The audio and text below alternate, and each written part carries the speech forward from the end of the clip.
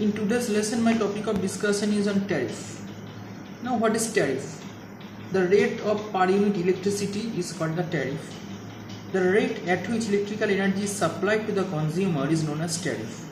Although tariff should include the total cost of producing and supplying electrical energy with profit, yet it cannot be the same for all types of consumers. It is because the cost of producing electrical energy depends on the considerable extent upon the magnitude of the electrical energy consumed by the user to the loading conditions. Therefore, in all fairness, the consideration has to be given to different types of consumers while fixing the rate. That means different types of consumers present in power system, like industrial consumer, domestic consumers, commercial consumer. In case of industrial consumers, the heavy loads are used. In case of domestic consumer, generally the 230 volt, and in case of commercial consumers, both single phase and three phase systems are used. This makes the problem of suitable rate making highly complicated. Now, objective of tariff. Like other commodities, electrical energy is also sold at such a rate so that it not be the normal business. The normal business cost must earn reasonable profit. Therefore, a tariff should include the following items. First point: recovery of cost of producing electrical energy in power system. During electrical energy production, huge amount of cost are required, so tariff can recover the cost. Next objective is that the recovery of cost on capital investment in transmission and distribution system. We already know that the electrical power system is classified into three stages, that is power generation, power transmission and distribution. So huge initial cost cost of investment during the installation of the transmission system, distribution system and generation system. So this cost is recovered with the help of tariff. Next point: recovery of cost of operation and maintenance of supply of electrical energy, that is the equipment, billing system, etc. Not only the installation, the regular maintenance is also the vital factor of power system. Huge amount of cost and budget are also required for the maintenance purpose. Tariff can recover the cost. Next, we already know that the electricity is not only the social activity but also that is a profitable business. So suitable profit and return can be done with the help of the tariff. Now, the characteristic of tariff. There are some characteristics of tariff. First point: proper return. The tariff should be such that it ensures the proper return from each consumers. In other words, the total received from the consumers must be equal to the cost of the producing and supplying electrical energy plus reasonable profit.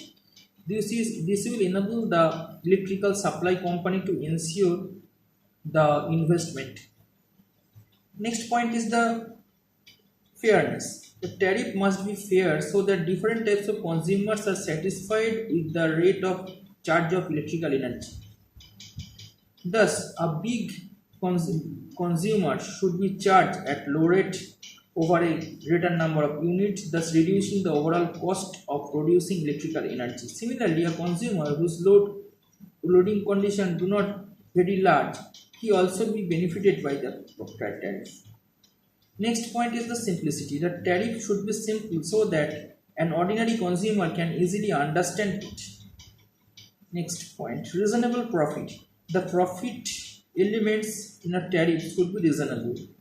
An electrical supply company is a public utility company and generally enjoy the benefit of monopoly.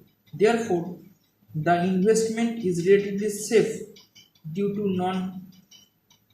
non-competitive markets. This calls for the profit to be restricted to 8%, so per annum. Attractive. tariffs. Next point, the tariff should be attractive so that a large number of consumers are uh, encouraged to use the electrical energy. Now, different types of tariffs.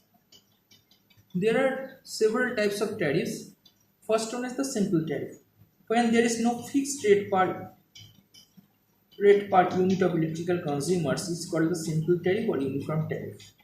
In this type of tariff, the price charged per unit is constant. That is, it does not vary with different types of consumers. The consumption of electrical energy at the consumer's terminal end is recorded by means of the energy meter. This is simplest of all and all types of tariff. But there are some disadvantages in simple tariff. What are the disadvantages? First point, there is no discrimination between the different types of consumers, since every consumer has paid the equal bill for the equal type of per unit electricity charge. Next point, the cost per unit delivered is very high for average. Next point, it does not encourage the use of electricity. So next one is the flat rate tariff. Now what is flat rate tariff? When different types of consumers are charged at different uniform per unit rate, it is called the flat rate tariff. In this type of tariff, the consumers are grouped into different classes and each class of consumers is charged at a different uniform rate. For industrial consumer, the rates are fixed. For domestic consumer, the rates are also fixed. There are some also disadvantages of flat rate tariff. What are the disadvantages? Like, since the flat rate tariff varies according to the way of the supply is used, separate meters are required for lighting load and power load. That means the industrial and domestic both purposes, the meters are different. This makes the application of such tariff expensive and complicated. Next one is the block rate tariff. Now what is block rate tariff? When a given block of energy is charged at a specified rate and the succeeding blocks of energy are charged at progressively reduced rate is called the block rate tariff. That means in block rate tariff, the energy consumption is delivered into blocks and the price per unit is fixed in each block. The price per unit is first block is the highest and the progressively reduced for the succeeding blocks of energy. For an example, first 30 unit may be charged at rate rupees 6 per unit and next 25 unit is rupees 5, etc. Now next one is the two-part tariff. What is two-part tariff? When the rate of electrical energy is charged on the basis of maximum demand of the consumers and the unit consumed is called the two-part tariff. In two-part tariff, the total charge to be made from the consumers is split into two components, that is fixed charge and running charge. The fixed charge depends upon the maximum demand of the consumers, while the running charges depends upon the number of unit consumed by the consumer. Thus, the consumer is charged at a certain amount per kilowatt of maximum demand plus a certain amount of per kilowatt of energy kilowatt hour of energy consumed. This type of tariff is mostly applicable for industrial consumer. There are some advantages of two-part tariff. First one, it is easily understood by the consumer. Next one, the recovery of fixed charge which depends upon the maximum demand of the consumers but are independent the unit consumed. Some disadvantages are also there, like the consumers has to pay the fixed charge irrespective of the fact whereas he has consumed or not consumed the electrical energy. Next point, there is always error in assuming the maximum demand of the consumers. Another one is the maximum demand tariff. What is maximum demand tariff? It is similar to the two-part tariff, while the one difference is that the maximum demand is accurately measured by the installing maximum demand indicator in the premises of the consumer's end. This removes the problem of the two-part tariff. So this type of tariff is the better than two-part tariff. Next one is the power factor tariff. What is power factor tariff? The tariff in which the power factor of the consumer's load is taken into consideration is called the power factor tariff. In an AC system, power factor plays a vital role.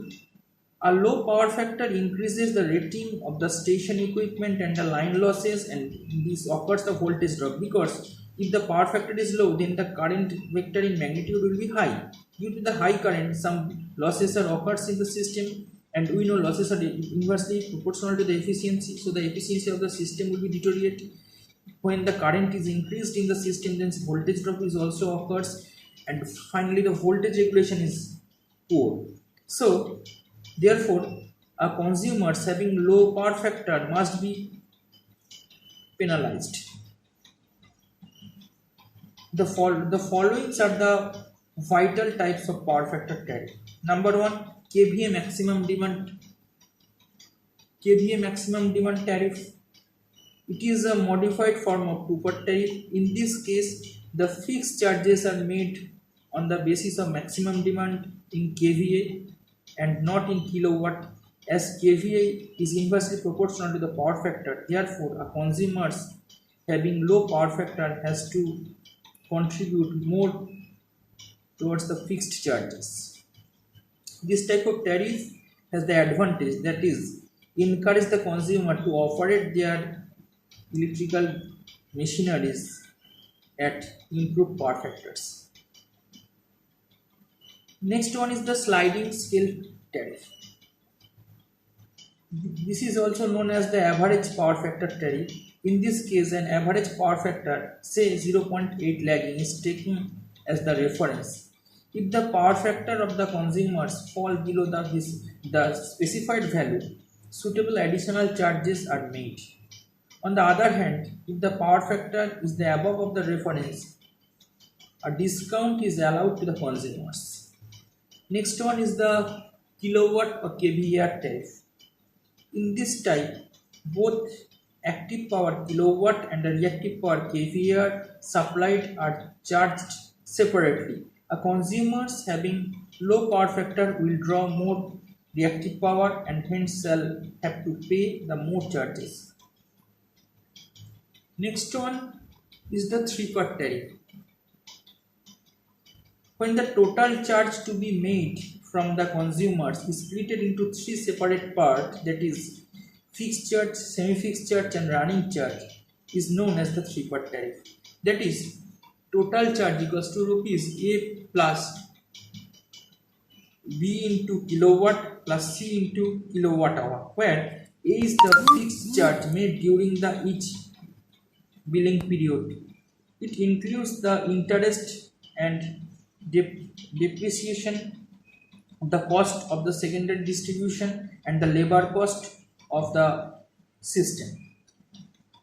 B equals to B, that means B indicates the charge per kilowatt of maximum demand, whereas the C indicates the charge per kilowatt hour of energy consumed.